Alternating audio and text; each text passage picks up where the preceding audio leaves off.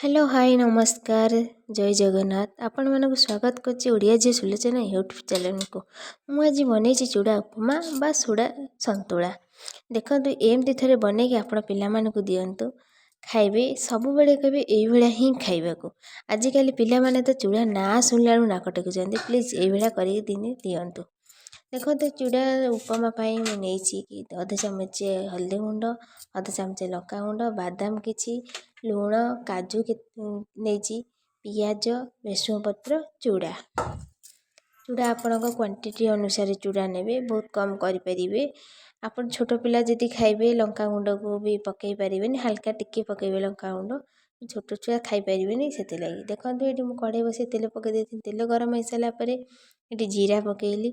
आपण माने जीरा ही पकेबे फुटण आधरे पकेबेनी जीरा पकेले बास्नाटा चूड़ा संतुलाटा बढ़िया लगे। चूड़ा संतुला फुटण पड़ेना।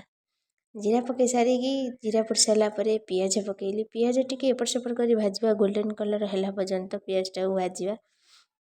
पियाज टाक बेसी तातेबेनी गैस कम करके टिके करेंगे बेसी हाई करेंगे हाई कले पोड़ी जीव। देखो मुझे पूरा भलसे पियाज टाक गोटे एपट सेपट कर भाजे टे गोल्डन कलर पर छाड़देव से पोड़ीज। देखो ये गोल्डन कलर आसीगला पियाज तापर आम पकेबा जो बादाम को रखीच से बादाम को पकेबा बादाम को पकईकि एपट सेपट कर आधे निहाती बादाम नेबे बादाम न पकेले हेनी। तुम भी ओषा बार कर पियाज टाक न पकई पार कि बादामटा पकेब पियाज न पकईकि खाई हम जी ओषा कर चूड़ा संतुला खाइबा को बिना पियाज रसुण भी खाई हम किसी ना। देखो बादाम ताधे काजू जो रखी से काजू को पकई टी भाजीदे हल्का गैसटा सब सिम करके करेंगे हाई करेंगे हाई कले सब पोड़ीज पोड़ीगले टेस्ट लगे।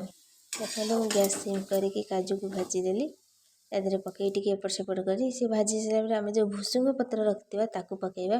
भूसुंग पत्र टे देखिए पके मु आर वीडियो भी कही से भूसुंग पत्रटा कहीं फाटे तेल चिड़ी पड़े होशियार है पकेबे। देखो भूसुंग पत्र पकई सारी एपट सेपट करदेली एपट सेपट कर सारी आमर जहाँ थिला सब पकई देकी एपटे कंसारे मु गोटे जगह पानी नहीं गली पानी नहीं कि से चूड़ा को आम जो रखी थे छोट जगह हो ना धोइया को सुविधा हेनी से चूड़ा को ताधे पकईकि टे धोईदे बेसी समय बतुरेबेनी से पूरा झुरझुरा हेनी पूरा मेची मेची हो कादुआ बागिया खाइया को भल लगे। झुरझुरा करने चाहूँ सागे सागे पकईब तो टे एपट सेपट धोईदे सागे सागे कढ़ई ही छाड़। देखो मुझे एपट सेपट कर भलसे धोईदेली चकुड़ी धोई देकी से चुपुड़ी की आम पकईदे कढ़ई डायरेक्ट कढ़ई पकईदे कढ़ई जो आम जो मसला सब पकईचे ताधे पकईदे एमती ही करेंगे एमती थे तुम छुआ मैंने कर दिखाते सत्य से खाइबे मैंने थे खाइले मैंने सब कहे एमती ही आम कर दि।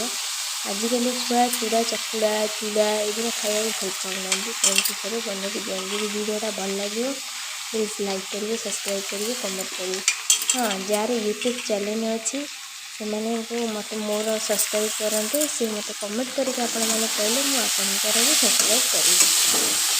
देखो मुझे चूड़ा सब चिपुड़ी की पकईदेली पकई देकी एपट सेपट करदेगी तादर आम ए आड करवा जो हलदी रखी हलदी की पकईवा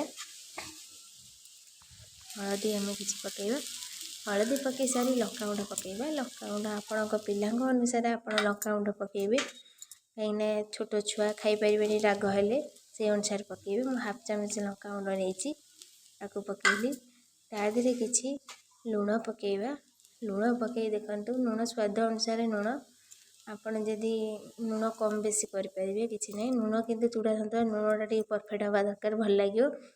देखु अधे 1.5 चामच चीनी नहीं चीनी आधे पकईबे चीनी न पकईले मत खाइबा को एत टेस्ट लगे चीनीटा पकईबे। देखो चीनी पकई 1.5 चामच चीनी पकई देकी टे एपट सेपट भलसे गोलैदे हल्दी जमी सब मेल्ट हो। देखो आमर के सुंदर पूरा परफेक्ट चूड़ा उपमा हो गला ये सुंदर देखा आखि तो बहुत सुंदर देखा खाइले भी बढ़िया टेस्ट ही लगे। एमती थे बनातु घरे खातु पिला खाया दिंती पिला बहुत खुशी हे। रोची जय जगन्नाथ।